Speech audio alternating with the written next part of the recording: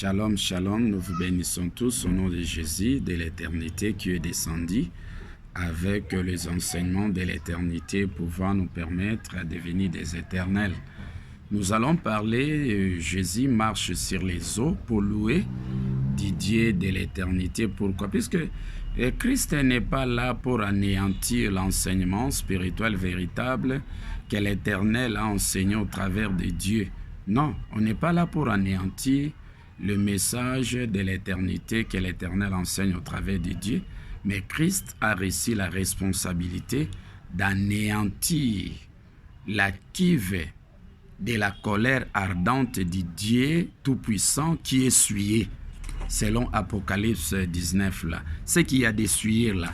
Si Jésus marche sur les eaux, ce sont les eaux polluées par l'esprit de l'égarement.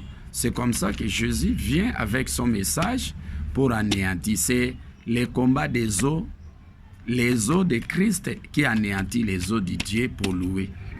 Matthieu chapitre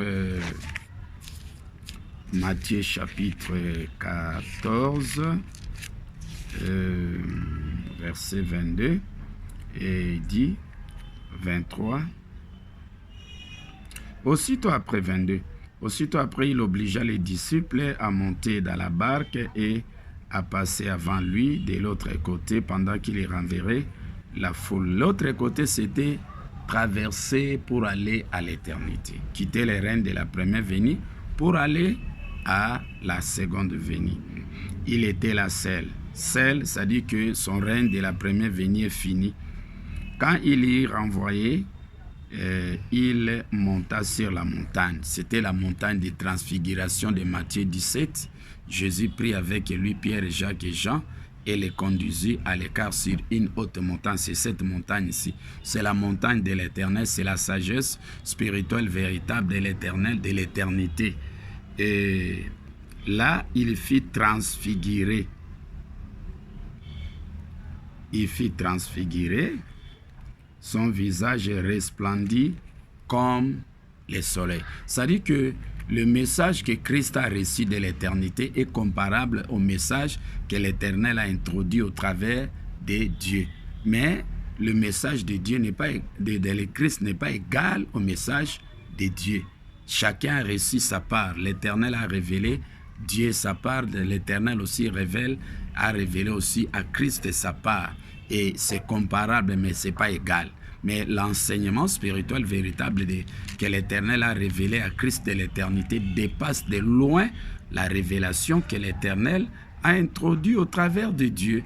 Donc Christ demeure l'enseignant le plus spirituel de l'éternité par rapport à Dieu. De la manière que Dieu était plus spirituel durant les règnes de la première venue, c'est Christ qui demeure l'enseignant plus spirituel à l'éternité.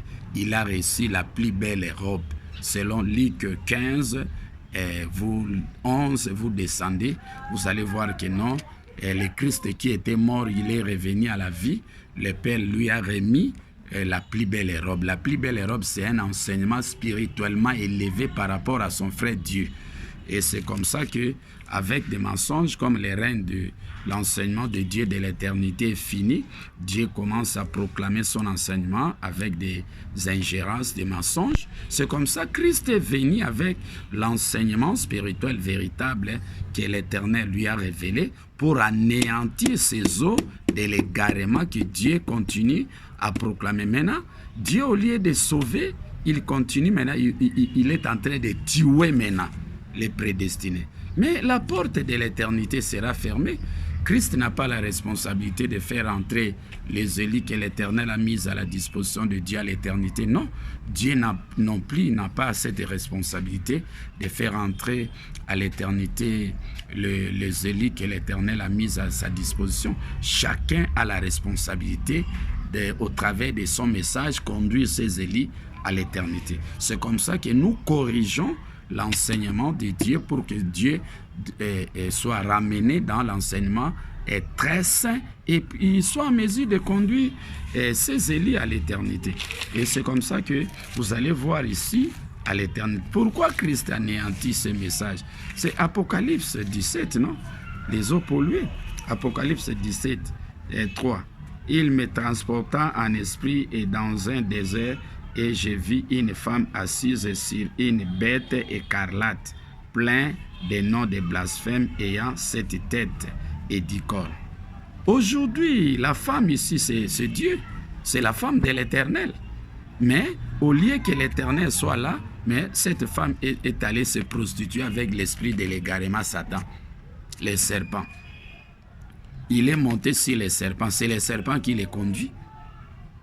C'est ça, les ingérences. C'est comme ça que Christ est venu pour anéantir cette inspiration du serpent qui s'est ingéré dans l'enseignement du Dieu de l'éternité. Jésus marche sur les eaux.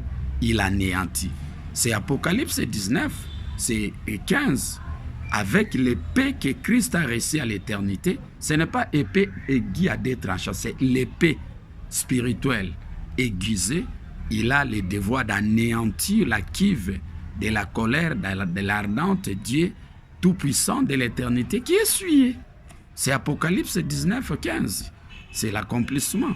Et c'est comme ça qu'à Apocalypse 17, à partir de 15, c'est écrit ici, ils combattront, 14, ils combattront contre l'agneau et l'agneau les vaincra. Ils ont combattu Dieu avec ses prédicateurs accompagnés de cet enseignement d'égarement. Ils ont combattu l'agneau Christ.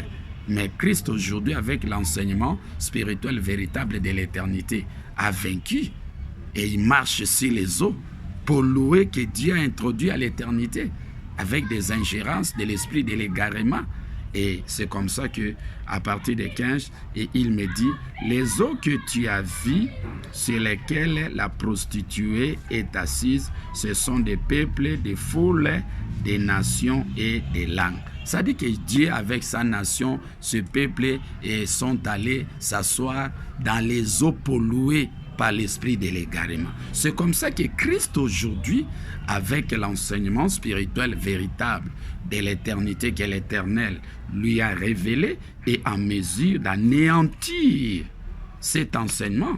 On n'est pas là pour anéantir l'enseignement saint, très saint, quel Dieu a introduit à l'éternité, mais on anéantit l'enseignement de l'égarement que Dieu a introduit à l'éternité pour les ramener dans l'enseignement très saint et qu'il soit en mesure de conduire sa nation à l'éternité. C'est comme ça qu'on parle, Jésus marche sur les eaux.